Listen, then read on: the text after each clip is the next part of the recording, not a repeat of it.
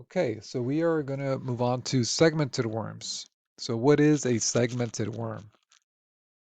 Unlike the flatworms that we discussed in the previous lecture, flatworms are acoelomate, segmented worms are coelomates. Okay, so they have a true body cavity. So they also have a fully developed digestive tract. Okay, that includes a mouth and an anus, and they also have a segmented body. So because they did have this segmented body before molecular data uh, was used or analyzed, I should say, biologists had grouped annelids with arthropods in the same clade. But after looking at molecular data, it revealed that segmentation arose independently in these two groups. But some of the same developmental toolkit genes are involved in segmentation for both phyla. And toolkit genes are just subset genes of an organism's genome that control for the that control for embryonic development. And so what they saw was that there's convergent evolution at the morphological level, okay, because they both have segmented body plans, but there's homology at the genetic level, okay, because of those genes that are coding for segmentation.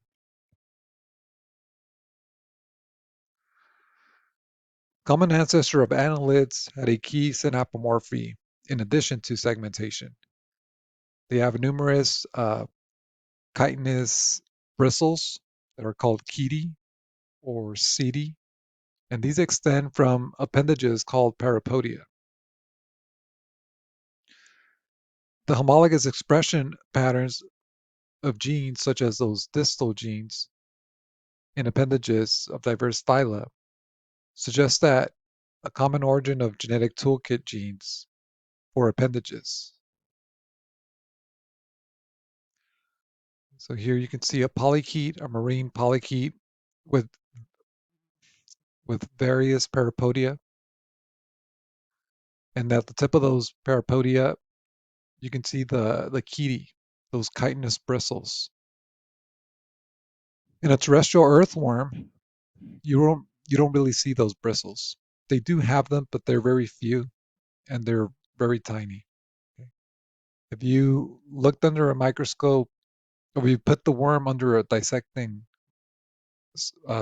scope, you would be able to see little bumps,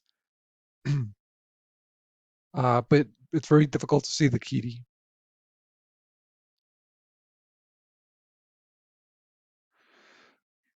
Okay, so annelids were traditionally divided into three groups: the polychaetes, so from the class Polychaeta, the oligochaetes, class Oligochaeta, and Hybridina. Okay. Oops. Polychaeta, so poly meaning many, chaete meaning those bristles, so many bristles. So these worms are diverse and they live in a wide variety of marine habitats.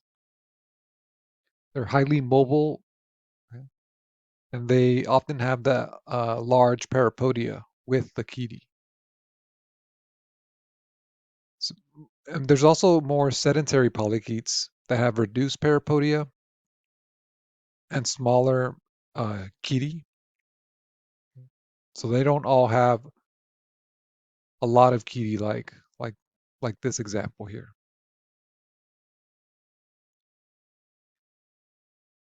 Oligochaetes are, which again, oligo meaning few and chaete meaning those bristles. These worms have few of these bristles. Okay, so it includes earthworms and other oligochaetes. These worms are deposit feeders. So they feed in on soil, okay, and they also take in, organic decaying organic matter that's in the soil. But they do provide an important ecosystem service, okay, because they tunnel, and so that helps aerate the soil. And also their feces contribute large amounts of organic matter, okay, which plants are able to use. So that's why when you want to fertilize, if you want to fertilize your plants, a lot of the times what people get is like worm castings, okay, because they're very beneficial to the plants. Okay, the other class was Hybridina, so these are leeches. So these animals do not have ki. Okay? They don't have those kindness bristles.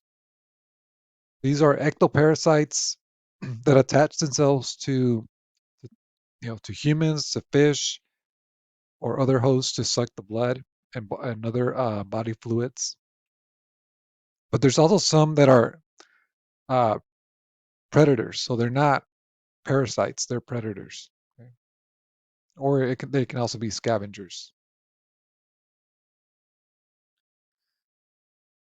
Molecular data have added complexity to the three-group categorization because Polychaeta are are paraphyletic.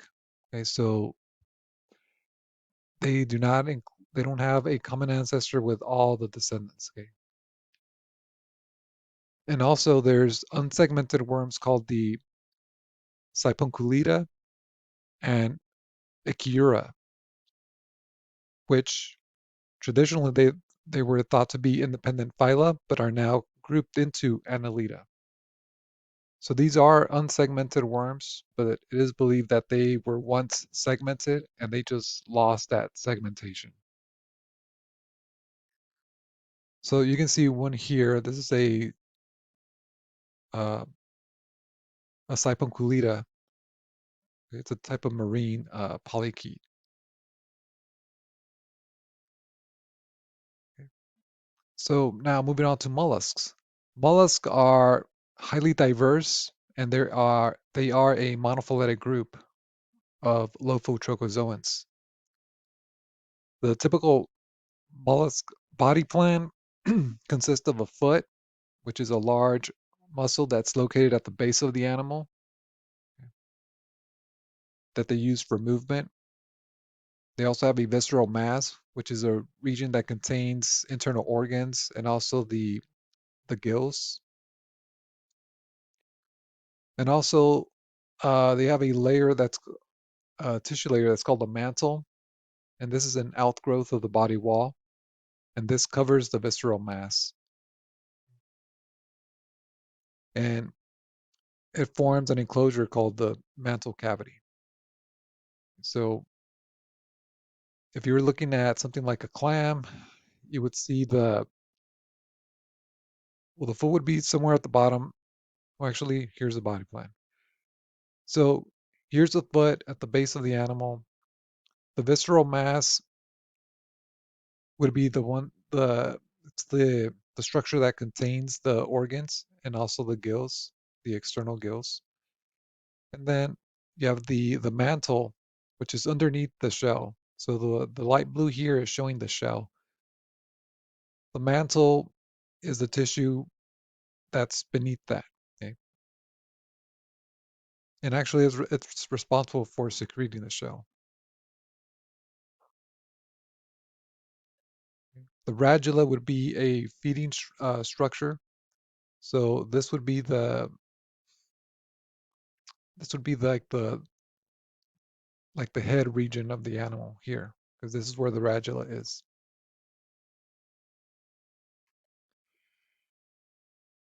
So there is a lot of diversity in mollusks. Okay? There's several lineages that are included in this phylum. There's chitons, which are mollusks with dorsal plates, like the one you see here.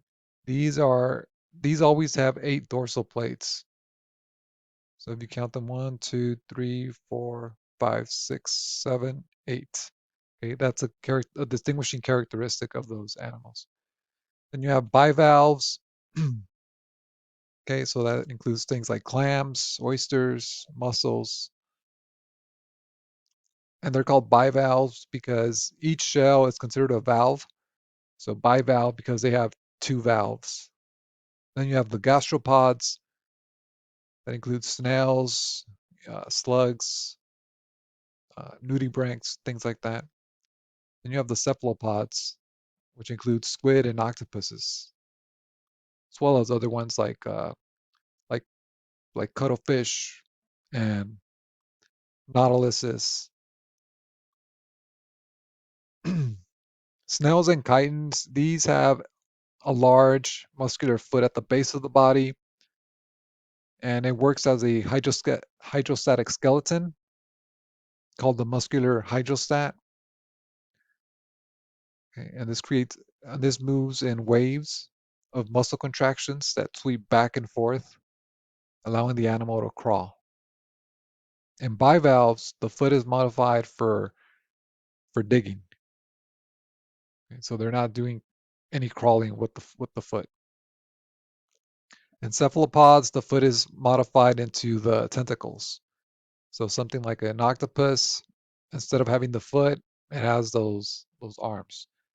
Or in a squid, right? They don't have the foot. They would have the tentacles.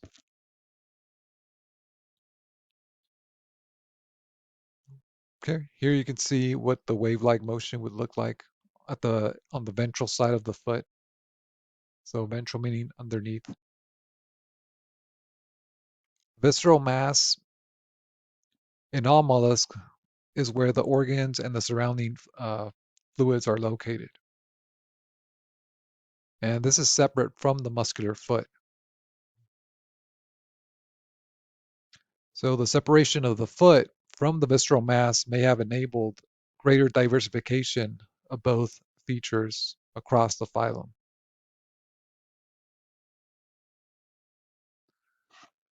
The coelom is highly reduced in mollusks, and mainly it functions in reproduction and the excretion of waste. So the organs, instead of occupying the coelom, they occupy a cavity called the hemocoel. So this is where body fluids bathe the organs directly in an open circulatory system. And this is different from the coelom because it's not lined in mesoderm. Okay? So if you remember, in order to be a coelom, a true body cavity, it has to be lined by mesoderm on both sides. So it has to be within the mesoderm. Okay? If it was a pseudocoelomate, it would be between the endoderm and the mesoderm. So, okay, so that wouldn't be a true coelom.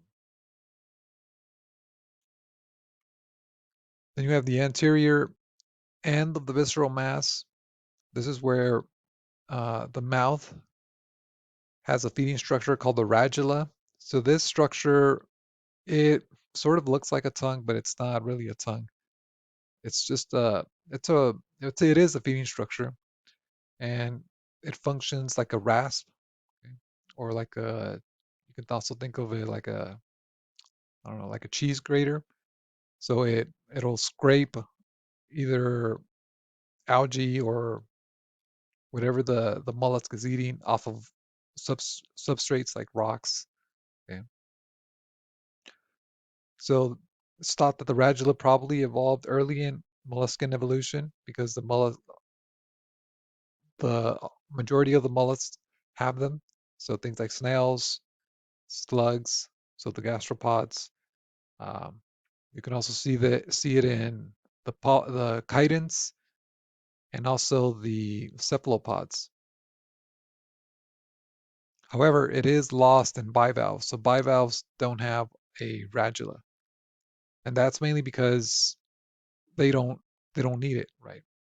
They feed they have different methods of feeding. They're suspension feeders. Okay? So here you can see a close-up of the radula. So it's located on the head end, okay? And it is very, very rough, okay? Because they have to use it to scrape off pieces of food. The mantle, like I mentioned, does secrete the shell. that's made of calcium carbonate. Some mollusk species have um, a shell with one, or it could be two, or even 8 parts that are called valves. So, for example, the bivalves have 2, gastropods have 1, and then chitins have those 8 plates or 8 parts. And others have no shell at all, like octopuses and squid. In bivalves, the protecting shell is hinged and it closes. And then the marine and terrestrial snails can also retract into their shells for protection.